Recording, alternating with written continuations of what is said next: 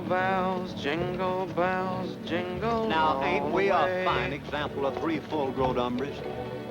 Look at all them pretty doodads in that store window, he said. Yeah, plumb cleaned out that whole store we did. Just showing off to make an impression on that pretty-looking sales gal.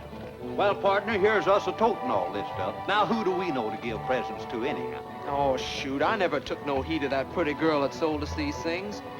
All I know was that something inside of me made me feel all fine and warm-like to be doing it, to be buying presents to give to somebody. And I knew it was the right thing to do, and I was contented. Hey, look. You know what I just seen? What? Danged if I can see anything. Why, it was right over that. There it is again. Just look at that star. Never did see a star as big and bright as that.